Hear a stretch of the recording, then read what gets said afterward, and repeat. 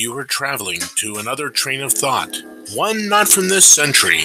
You are entering the paradigm shift.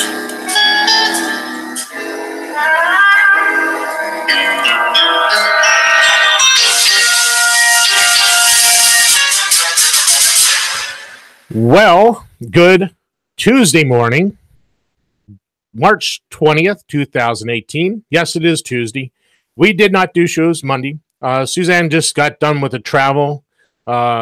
traveling and speaking, and it just wasn't in the cards for yesterday morning, and which was great because I had, well, you know, the East here, March came, I posted it to a friend earlier this morning, March came in like a line, and it's going out like a line. So it's winter still here in the East. Today is the first day of spring. Yet we are still having single-digit overnight temperatures.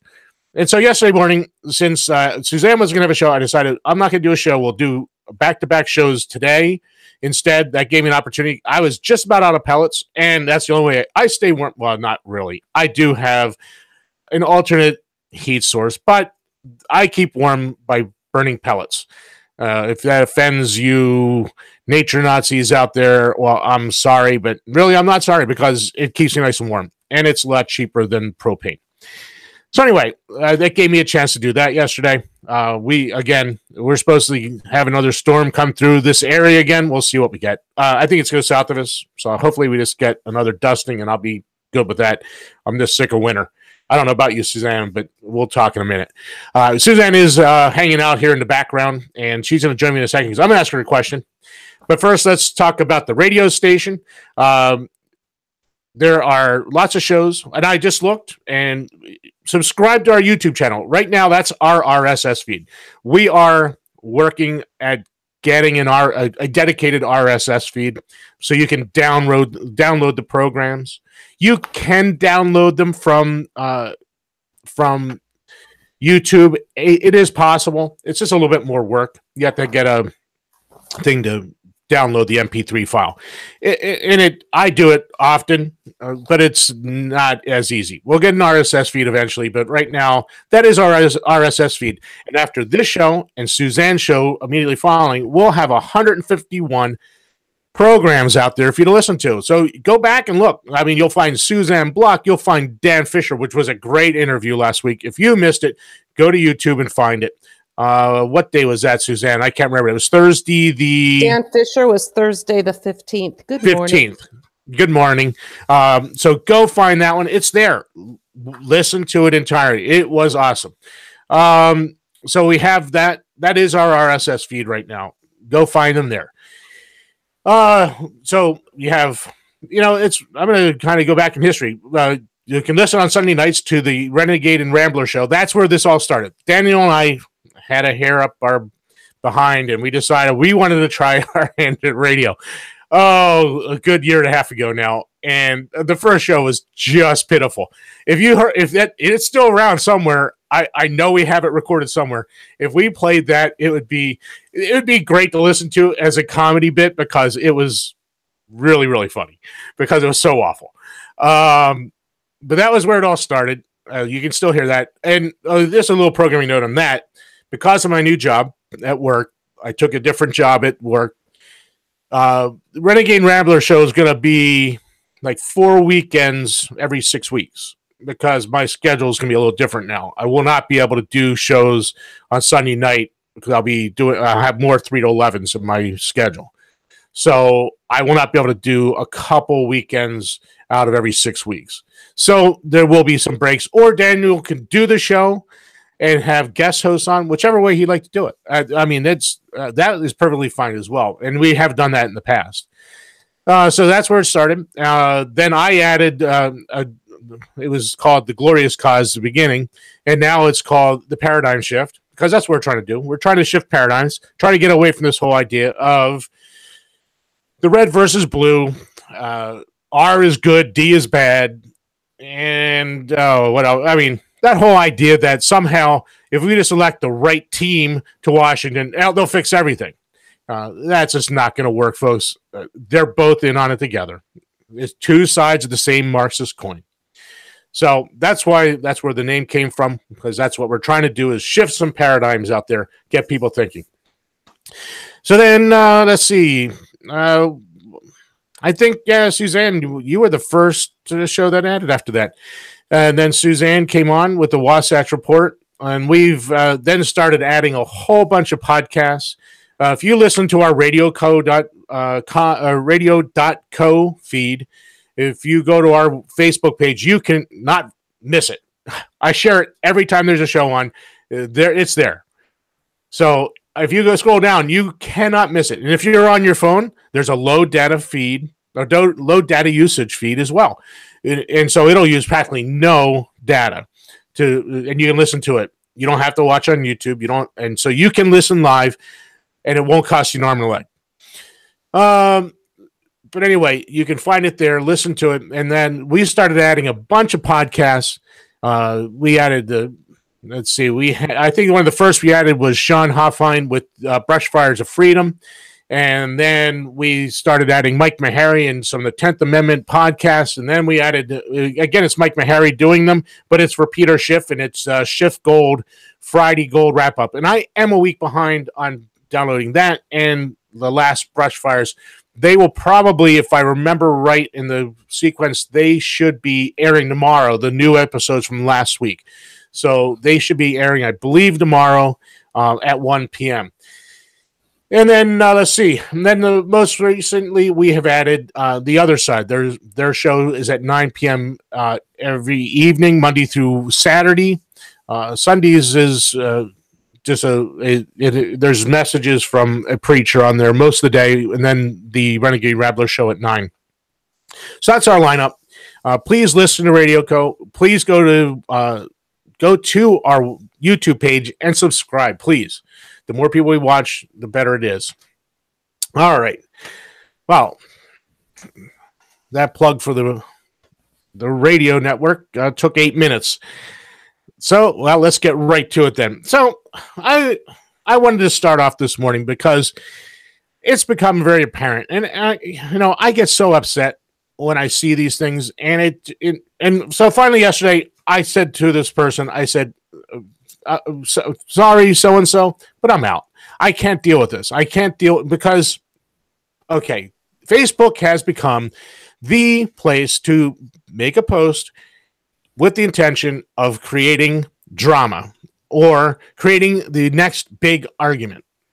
And I'll give you the example, and this is the one that always gets under my skin, because you say this, and this is a question that is loaded, and it is designed to create some controversy, because then underneath, then people take their sides and everyone starts bickering.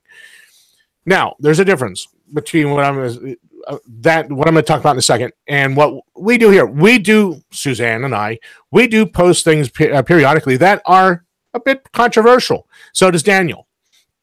And it does create a little bit of dissension, but the intent is not to create dissension. Our intent with our posts, especially like with the Second Amendment or with abortion, is not to create dissension or arguments. Our goal is to educate and to change minds, to get people to look back to the 18th century principles, 18th century ideas for 21st century thinkers, our old motto here, to get people to start thinking critically, to look at these issues and not just take the easy road, the soundbite road, or the get offended road. So here's the post. And Suzanne, here's your question. What's that? It's not a road, it's a super highway. I know. So here's the question, Suzanne. And we're going to talk about it in a different light after we get done with this, but here's the question. What is the best defensive round? Oh my goodness. The one you will use, the one you are comfortable with, and the one you can shoot. Thank you. You gave the correct answer. But I swear, I see this on, I couldn't tell you how many people post this question. And I swear, it can only, there's not that many people that can't figure out what's the best defensive round for them. I didn't even need my coffee for this one. You had me worried. I know. I know. But see, that you went right to it. You got the answer correct on the first thing. But you you go to those, and you've seen them, I'm sure, because and as people, you're like, why are you asking this? There's only one reason it's asked. It's to create some controversy, create some dissension, and to have a post that has 500, 800 responses. And that's what they're going to get. They're going to get 800 responses for that stupid question that only has one answer. And that's why I brought this up, because when it comes down to it, Suzanne, you're a firearms instructor. I'm a pistol instructor. The only answer that matters, and I'm doing this here because this is kind of a prepping thing, as well as a slam on the whole idea in Facebook of creating controversy. The only answer to this right is one that Suzanne gave. The best defensive round is the one you're carrying. If you're not carrying it, it's a crappy round. I mean, if you aren't carrying a firearm for your self-defense, that's the worst round there is. There is no other round worse. If you're carrying it and not comfortable using it, and maybe have it there and it's available for somebody to use against you, it will defeat the purpose of having it in the first place. You need to be decisive and comfortable and know that you won't hesitate should you need it. I have a related story for this when you're ready for me to jump in. Okay. Yeah, I'm going to just finish up here with this thought a little bit. So here's what my pat response is. We are not all the same. That's a newsflash, isn't it, Suzanne? We're not all the same. What's good for me? And I honestly, I've had 45s. I have 9s. I have a 22 Magnum. What's good? I mean, I have I have lots of choices. But what's good for me is not good for my 78-year-old mother. My 78-year-old mother is not going to pick up a 12-gauge pump shotgun and be able to shoot that. She can't. She physically can't. She's not going to pick up a 45 auto and shoot a 45 auto. She physically can't. That would be impossible for her. But a 22 Magnum, that's physically possible, especially with Crimson Trace laser sights or grips on it. It's possible. So what's the best round? The one that you can handle. And you hit it right, Suzanne, the one that you shoot proficiently.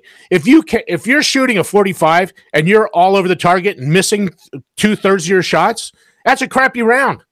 It sucks. Go to a 22 Magnum. That one you might shoot very well. Or go to a 9mm or a 380. Depends on you, your ability, and your strength and grip and everything else. There's so many variables in it. We're all different. This whole idea that there's some magic number, that 45 auto. So you have the whole idea that, you get the guys on there, the 45 auto or nothing. It's the size of the hole and knocking them down. And I always answer, well, then why aren't you carrying every day a Smith & Wesson 500? That's arguably the most powerful handgun in the world right now. It shoots a 50 caliber round. And it's massive. And if it hits you, it is knocking you over. It kills bears, kills grizzlies. So, I mean, if it's about the size of the hole and about the knockdown power, then why aren't you carrying that monster Smith & Wesson 500? It's huge. It's a massive gun. Why aren't you carrying it every day? Because there's something more to this discussion. And that's what we talk about everything. Suzanne's motto kind of at the beginning of her show is everything from prepping to politics. And on these Daniel and my shows, we often hit into some of this prepping stuff every once in a while too. We're not, that's not our bend as much as Suzanne's. But this morning, this happened over the weekend, and I just wasn't going to walk away from this one because this is important. Get a firearm that you're comfortable with, that you can shoot well, and get out in the range and shoot it often. Be proficient with it. Now, Suzanne, go ahead. Give us that story that was explaining this a little bit better, maybe. Well, Carl Jones, my friend that invited me to go out and speak in Alabama this weekend, when we were driving around, he was very generous with his time and giving me some sightseeing tours around Alabama. We had this conversation. He said, I'm about to break my rule and pick a gun out for my wife. She has one that she really likes. I forgot the caliber, but it was smaller than he would like. He's a big guy. He's a Marine. And he said, I'd rather she had such and such, but we had the same conversation. I said, if she's not comfortable using it, she might, first of all, be hesitant to bring it with her, be hesitant to take it out and use it, or not be as accurate with the firearm. And he said, I know, I might just get it and have her see if she trains with it and she gets comfortable. But the point of the matter is, it is a matter of what you're comfortable with. And if you're going to take it out in a public area, you better be accurate, because there are going to be people around in all likelihood. And like you said, you mentioned the 500. Boy, howdy, that's a great round. Good luck getting it on target and being accurate if you're, a woman and maybe can't get on target quickly. And I, I'm a woman. It might be harder for me to get back on target after a gun with that significant of a recoil. So again, it has to be something that you're comfortable with. And if you're anticipating with a negative emotion, the feeling of how that gun's going to impact you when it goes off in your hands, how that's going to feel, you're going to hesitate. And again, when you anticipate it, you're not as accurate. So everything you said is spot on. See, you just brought up a good point. Suzanne, you said you probably couldn't handle the 500 with the recoil. I want to be honest. As people on YouTube can see, I'm not a tiny guy. And I'm going to tell you right now, if I shot the 500, the recoil would bring it up. I would not be on target any longer. I mean, the barrel of the gun would be up in the air, because it is a monster round.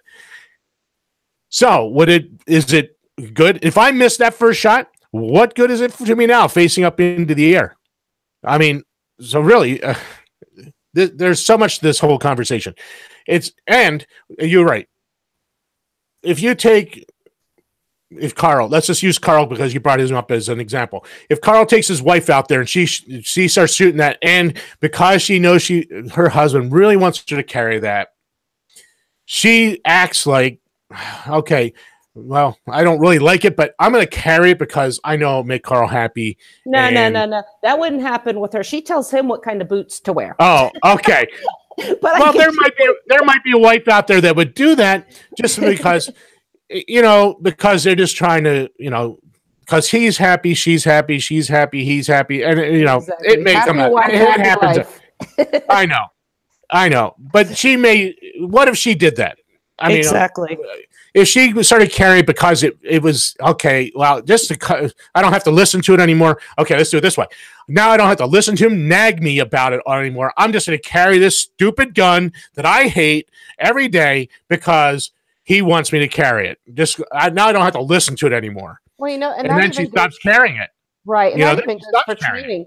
I was at when we still lived in California, I took my boys on our first RV trip. We went to this place, Sierra School of Survival. Our friend Brian Lee, who's been on the show a few times, was putting that on. And there were some people out there that were teaching their girlfriends how to shoot. And one of them was this itty bitty thing, so tiny, and she'd never been shooting before. And what did they give her? A 1911. And she could barely hold it. And I said, she tried it a couple times, was not happy. I said, you need to start her on something smaller. You need to get her on a 22, even if it's a Ruger 1022, something where she can get the feel of pulling the trigger and not losing control of everything, the front sights, and just not having that impact that she needs to be apprehensive over. And I said, start her on something smaller, maybe even at a shooting table. But if somebody's new to it, you need to bring them into it slowly. If somebody's going to learn how to swim, you're not going to throw them into a choppy ocean. Yeah, that's right. And so she was very hesitant to pull that trigger. She flinched. She's not going to be accurate. She's not going to be accurate because she's flinching. She's anticipating, oh, this is going to hurt. I'm not going to like this. Instead of putting and Ruger makes, okay, I have that little 22 Magnum. It's an LCR. It's a little 5-shot revolver. It's very light. It does have a little bark, but they make a little 22 long rifle semi-auto. And if she was out there shooting that, she'd hardly know that it went off other than the pop of the bullet. I mean, quite literally, or the round, sue me. She would that be the only reason she'd know that it went off, because there's almost no. I mean, the slide takes up all the recoil. It's a very, very low impact gun. So here's the deal. I'm just going to wrap this up. I'm going to take a quick break and come back and start on something else. Here's the deal. What's the best defensive round? It's the one that fits you, the one that you're going to carry, and the one that you shoot proficiently. It doesn't matter. It could be a 22 long rifle. I was just saying, Ruger makes a little 22 long rifle. So does Beretta. So does, you name the brand. Everyone makes a 22 long rifle pistol or a conversion kit. Even a 45 auto, you can get a conversion kit and make it a 22. Listen, a 22 will kill someone just as much as a 45 or a Smith & Wesson 500. May take more shots, but if they're on target, they're going to know they're getting shot. So the whole point of this is find the round that fits you. Get out and practice it. Everyone's different. Everyone has different abilities. Just, stop this whole argument over this, because the only right answer is what I just gave you and Suzanne gave you.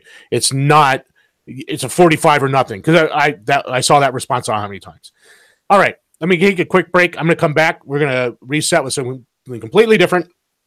I'm going to replay a media file I played last week that just about nobody got to hear because of a connection issue with Radio Co. Unless you listened on the replay, and then you did hear the whole media file. And we'll talk about that when we come back from the break. This is the Paradigm Shift on the Cerberus Radio Network, and we'll be right back after this.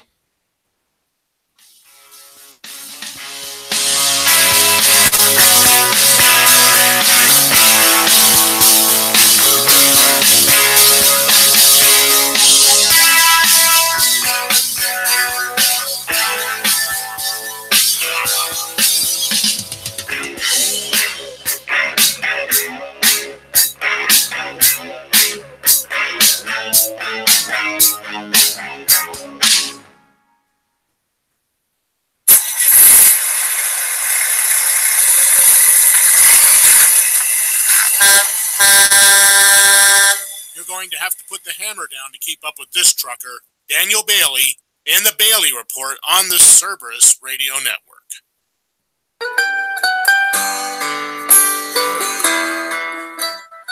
Looking for a new custom camo dress or scarf? Tail Gunner Apparel. Looking for bath and body products for women and men? Tail Gunner Apparel.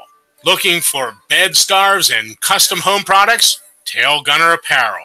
Look awesome and feel even better. Tail Gunner Apparel on Facebook or at tailgunnerapparel.etsy.com. That's tailgunnerapparel.etsy.com. Made love and then you cried, remember when? Cerberus Radio Network, protecting liberty and freedom from the flames of tyranny.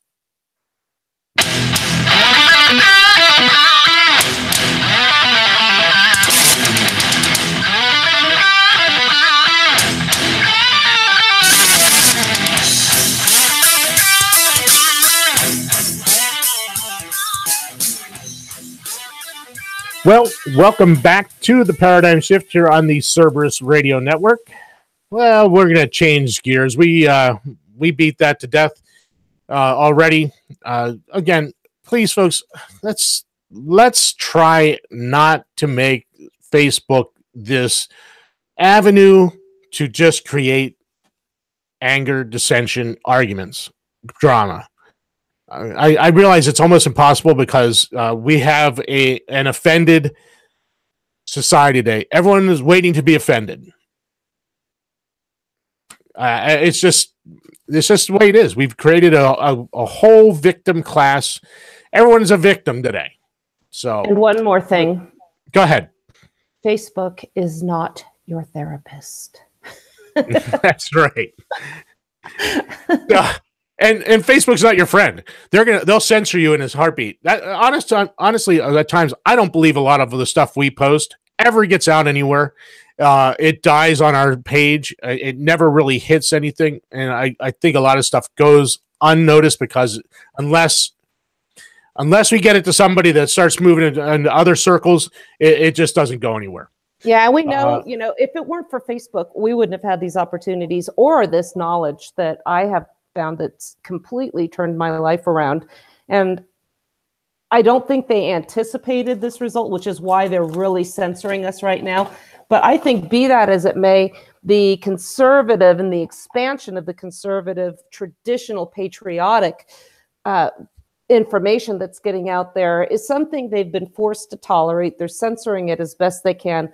But what we really have to understand is Facebook isn't a product for us to use. We are their product. Our information, the constant data mining, whether or not you have a Facebook account, Facebook is watching you. Remember when I was in jail last week, I asked Greg Carpenter about that. And he said, well, they have keywords that now they scan for, and they'll go back years looking for it. And I said, but you know, this word was put in quotes. It was used in a historical context. Nobody was arguing. Nobody was being derogatory or demeaning. And you see this word in disrespectful contexts on the profiles of other people all the time. Why the difference? Why am I singled out? And he said, because they have your demographics. So you can see where I'm going with that. I'm categorized as a white conservative woman. So certain words are going to be off limits for me. And if I break their rules, they'll lock me out of my account. There's a Zero Hedge article. I'll send you the link and we can discuss this on my show. But Edward Snowden has just come out. March 3rd, there's an article. Facebook is a surveillance company rebranded as social media. So we'll get to that a little later on, but I'll give you a heads up and send you that. All right. So anyway, let's change gears. We're going to go on to other news. And I'm going to start here in Mississippi. Not far from where you were, Suzanne. Mississippi governor signs nation's most restrictive abortion law. Oh, my goodness. How can that be? It's very restrictive. Oh, what did he do? Let's find out. Clearly, he banned it. He did ban it, right? Yeah. Oh, well, we're going to find out. We'll find out right now. No, that's okay. You asked a great question. Thank you for asking it, because oh my goodness. I was like, yeah, that's my first thought. When I saw that sentence, I said, oh my gosh, did Mississippi, let's see, did they ban it? Okay, let's see. Mississippi Governor Phil Bryant, Republican, has reportedly signed the nation's most restrictive abortion ban into law. I heard that first sentence, I was like, woo, they're banning it. Yes. I'm so excited. I know. I was sitting there excited. The law Bryant reportedly signed Monday bans abortions after 15 weeks of a pregnancy. I was like, you got to be kidding. What? Down from 20 weeks restriction already on Mississippi books.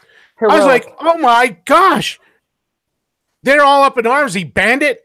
And next sentence is they can murder the baby up to 15 weeks. That's almost 4 months. Or, excuse me, that's almost 15. That's 3 months plus 12, 15. Yeah, so it's almost 4 months. Okay, so I just right now did a search, what your baby looks like at 15 weeks. And there's a page, there's a page called What Your Baby Looks Like at 15 Weeks. And it has, can you hear the video that it's playing or not? No. Okay, it won't play because you're not. Yeah, you're. Unless it's coming through your computer on your mic, it would. Okay, it's not. We won't hear so we have a fully formed little baby. I'm seeing a head, body, arms, legs. They're pointing out. Let's see. Lungs are at work. You can tell your baby's sex. Your baby senses light, growing arms and legs. So clearly this baby can feel pain. Clearly this baby can scream. But you know what? It doesn't matter because, well, it doesn't really have lungs, so it can't scream. And we can't really see what's going on with it at the time. So I think this is pretty heroic of them.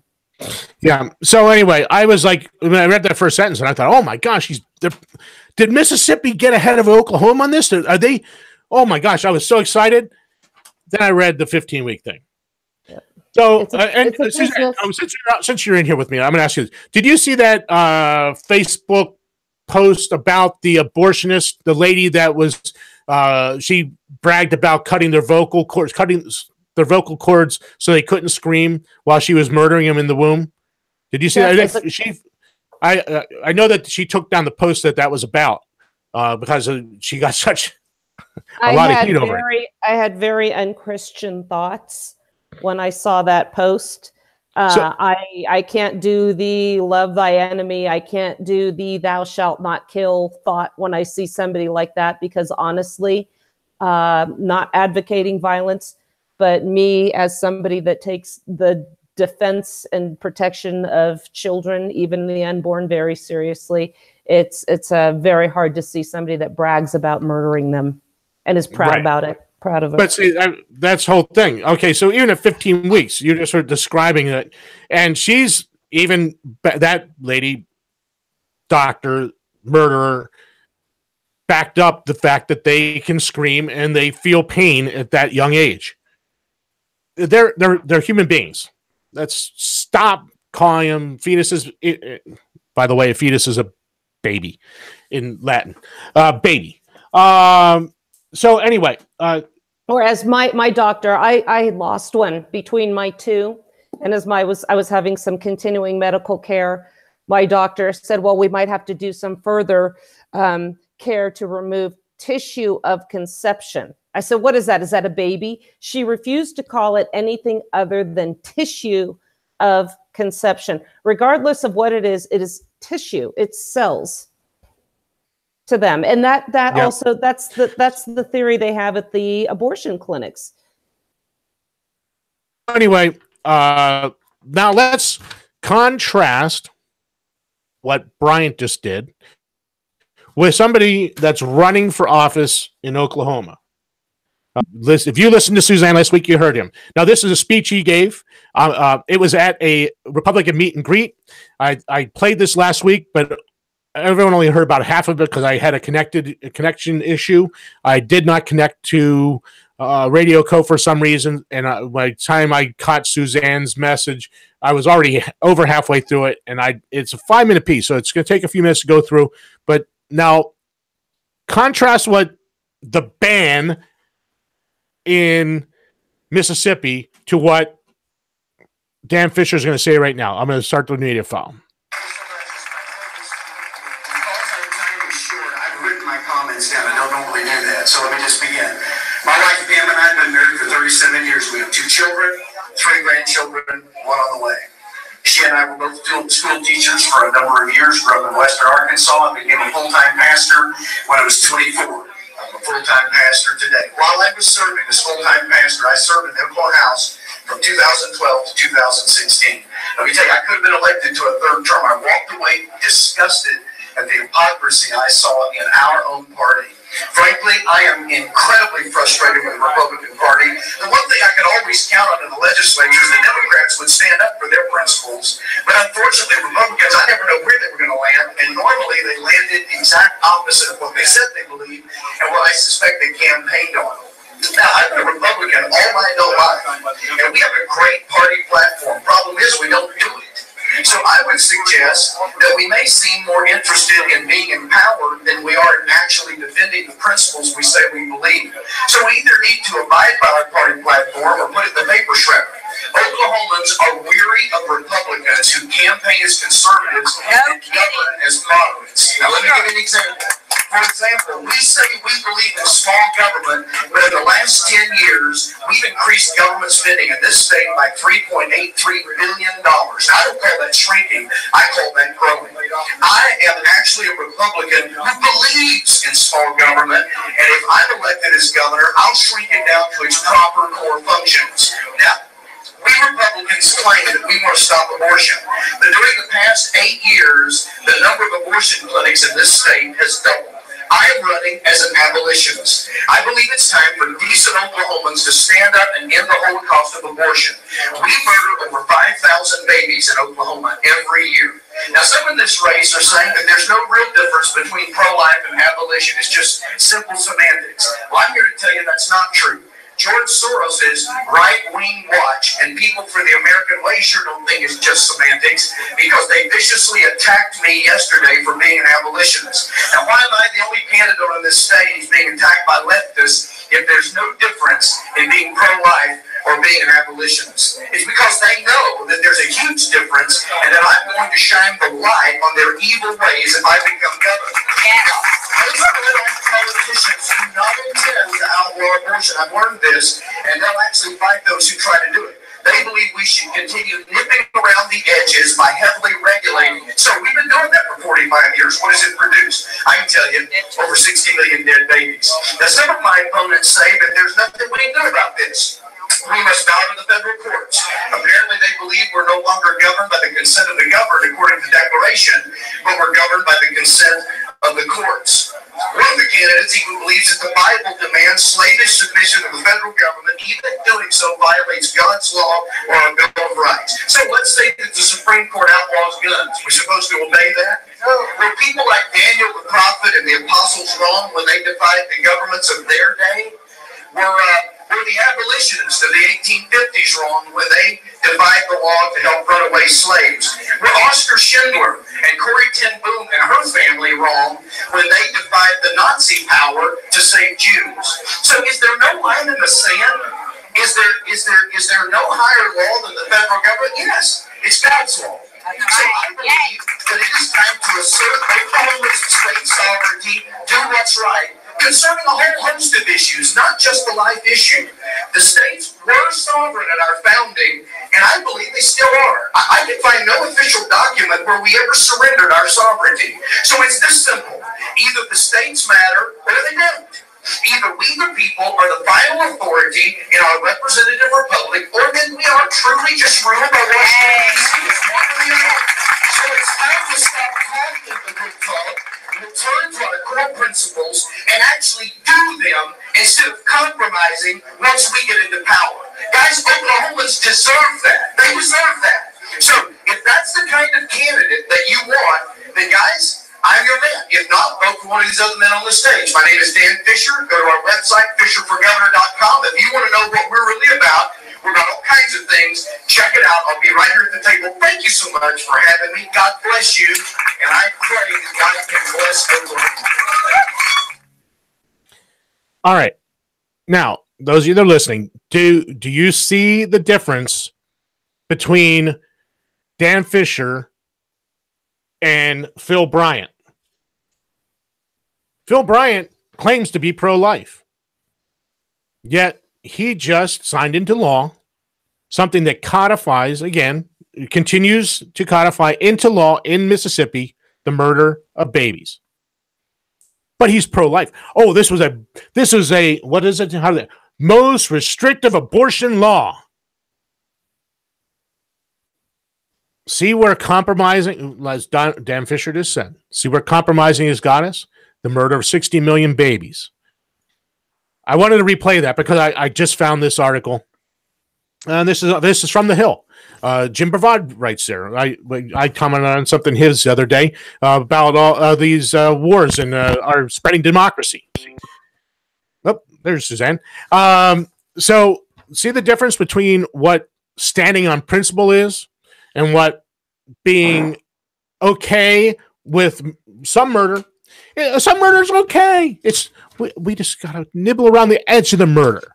It's all right. It's okay. We can murder just a few. 15 weeks. We'll go there. Suzanne, you want to say something? I figured that because you unmuted. So go ahead. Oh, you know what? I unplugged mine so I could turn my fire on over here. Oh, but, okay. Out in Utah, I was researching that issue, and I forgot the Republican representative's name, but he put forth legislation that abortion should be banned completely. I'm just kidding. That we would have pain relief for the baby soon to be murdered at 20 weeks.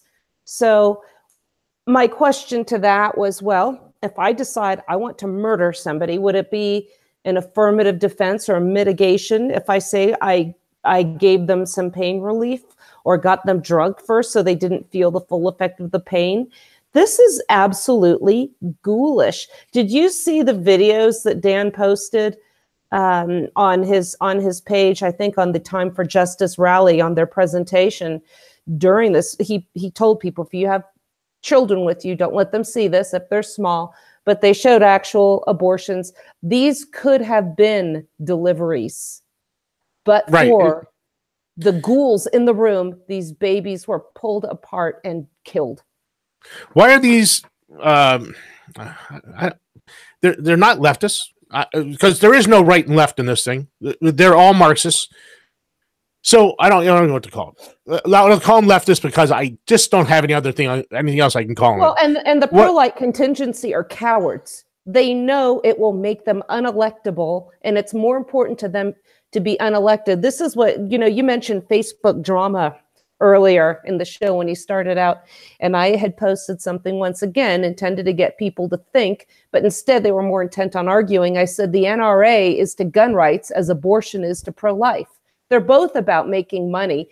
NRA, I got a call from the NRA yesterday wanting me to rejoin and donate money. I'll get more into that on my show. I don't want to hijack yours. Go on. No, but I made a similar post the other day about it.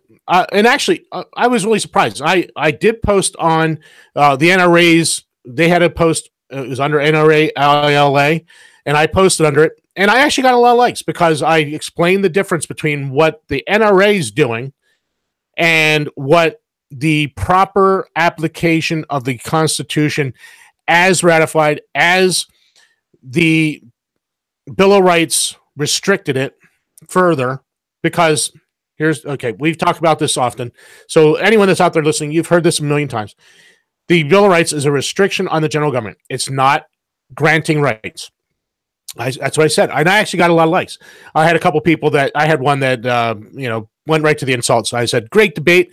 That's why we're losing our natural rights, because you only can go to the insult. You don't have any idea what you're talking about. And that's the truth. You look at Facebook, 90% of the time, you post something, someone will come right out of the woodworks and throw insults at you. Why? Because they have no facts to support their position. So all they have is anger and being rude. So I had a lot of people that liked it. I think maybe I got some people to think a little bit, and that's the whole point. I'm not trying to create dissension. I'm trying to get people to think and go back and actually look at the framers and what they said. Read the bill. Read the preamble to the Bill of Rights. If you've never read it, please read it. It'll explain why they're there. But I also said there at the next post, then NRA later responded, not directly to me, but it was another post, and I'm pretty sure it was because of me, because they weren't happy. And I responded to that one as well. I said, here's the problem. You are just like every other rights group or lobby group out there. You're not about fixing the problem. If you were, you would take the proper approach.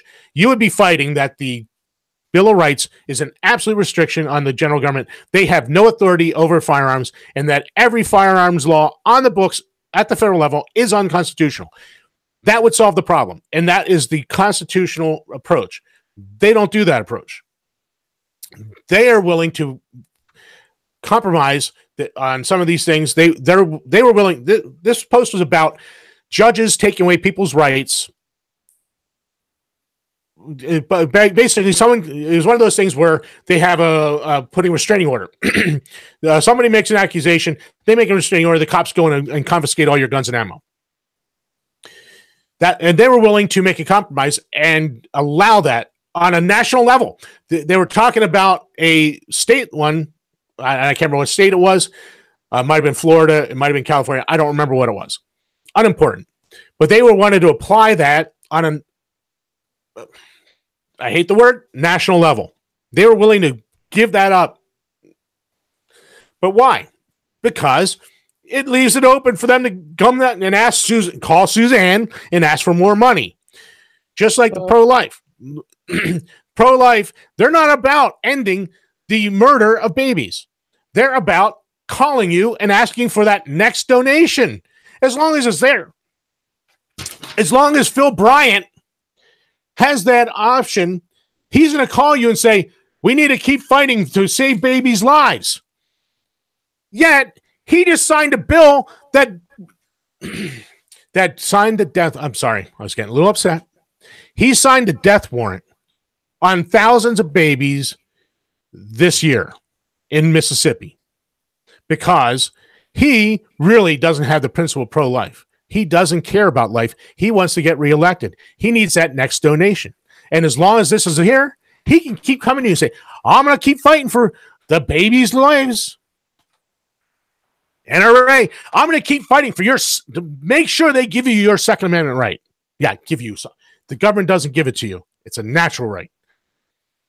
What did Jefferson say in the Declaration? That we have unalienable rights. What's the first one? Life. Exactly. Yet, Phil Bryant just signed a bill that's going to murder babies up to 15 weeks. Yes, I'm hot about this. The most important issue is votes. Right. It's all about votes. It has nothing to do with ending the Holocaust or protecting your natural right, because you have a natural right to self-defense. It has nothing to do with that. But if they give you a Second Amendment right, then it's a civil right. Then they can regulate it. Then they can take it away. They can do whatever they want. And the NRA is always relevant because they'll always need to collect a few $100 million more from you. Or the pro-life guys, they'll need to get a few $100 million more from you. Principle matters. That's why Dan Fisher matters. And you know what? I'm not in Oklahoma. I have nothing in that race. He's not going to be my governor. I wish he was. I wish he was running in Pennsylvania. We need that voice in Pennsylvania. All right, I'm way past the break. You know what? I'm not going to take a break. We have some breaking news out of Maryland. Apparently, Great Mills High School in Maryland was on lockdown after a shooting this morning. Incident was contained, and the St. Mary's Sheriff's Office was on the scene, the school said on a website. State police told Fox News they were responding to the incidents. Agents from BAFT, unconstitutional by the way, were also on the scene. The SO warned parents not to respond to the school, but instead go to a nearby high school, where the students would be transported, reported multiple injuries, but not immediately confirmed by the authorities. Special agents from BAFT are traveling to the school to investigate the incident. Lord have mercy, we can't have the local law enforcement investigating this. We got to get the feds in. So we'll have more on that. Yeah, that's a local issue. It's not a federal issue. It will be. BTAF. BTAF. I have a name for them, but I can't use that on Plate Radio.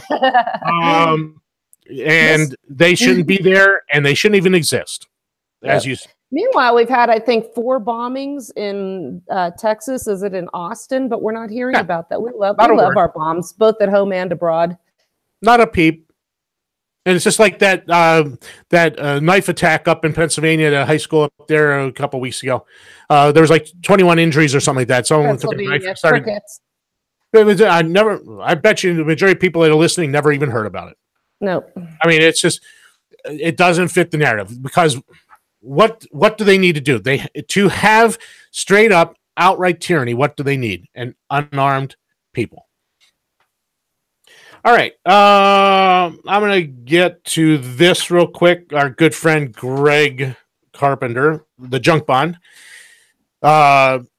shared this a little while ago, and it kind of just fits in a little bit. IBM unveils world's smallest computer with blockchain at Think 2018 by Monica Chin a day ago. This must have been yesterday, the 19th. If there's one downside to powerful computers, is they are too darned big. She used a different word. Luckily, that's about to change, at least if IBM has anything to say about it. March 19th is the first day of IBM Think 2018, the company's flagship conference, and where the company will unveil what it claims to be the world's smallest computer. They're not kidding. It's literally smaller than a grain of salt. And they have a picture here. It's sitting on a guy's finger, and in a bunch of grains of salt, there's a little black speck. That is the computer board. Let's see. And don't let the size fool you.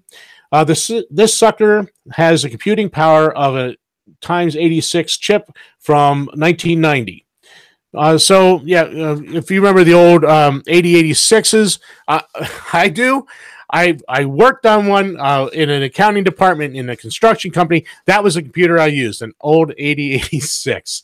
It wasn't much, but back then it was pretty near state of the art. So that's not great compared to what we have today, but cut it some slack. You need a microscope to see it. The computer will cost less than 10 cents to manufacture and will also pack several 100,000 transistors, according to the company. These will allow it to monitor, analyze, communicate, and even act on data. So why did I say that? Here, I'll hold this picture up so you can see the picture. That's in his hand. And on the other side, you see the, let's see if I can, is that right there? Nope, it's a different picture. It's on the next page. That's why I didn't see the grains of salt. I don't know if you'll be able to see this one as well. You can just see the little black dot down there in those grains of salt. That's the size of the computer or the memory chip. So why did I say that? Because what Greg said is that this will be able to be put in just about every product that's sold. So if it's going to be put in every product that's sold, and they'll be able to track this chip and track the performance of their products, be able to control their, and I said, well, they'll be able to control the products from far. They'll be able to track the products and your movement or use of those products as they move across wherever. And he said, well, it's worse than that because they'll be able to put that in you and track you. So here we are. As I said a minute ago, this whole gun control issue is about control. And it's not about controlling guns. It's about controlling you. Now they're getting technology that they'll be able to implant in you and they'll be able to track you. They'll be able to think about this. We'll throw a little Christianity into this. Revelation, where John talks about the mark of the beast on your forehead or in your hand, that you won't be able to do business without it. This will have the capability of being tracked. They'll be able to scan it. They'll know what you have in your virtual account. They'll have virtual money, Bitcoin. Imagine that. They'll be able to transfer funds from one account to another. You'll never exchange money. They can track you. They control you. They'll know everything you say and do, everywhere you go, everyone you see, everything you spend. Again, this is all about control. Back when John wrote that, they could have never imagined this technology. Yet, somehow, a great God knew and had it. He knew all about it then. Those people had no idea what John was talking about at that day. They probably thought it was some sort of brand or something. But now, today, we can see where the technology is there for them to control us, to watch everything we do. All right. I got about a minute. I'm going to close out that file. I'm going to close out the break. And I hope, and it is, this is my closing music. See, that you get this is the fun of watching me on YouTube because you're watching me produce the show as I'm doing it. I got to turn this down a little bit. All right. Thank you for listening to The Paradigm Shift. It is about 5 of when the music stops, and I will go immediately to setting up Suzanne's show. We'll be right back at 10 a.m. sharp with Suzanne Sherman's The Wasatch Report. Thank you for listening. This is the Cerberus Radio Network. Have a good day.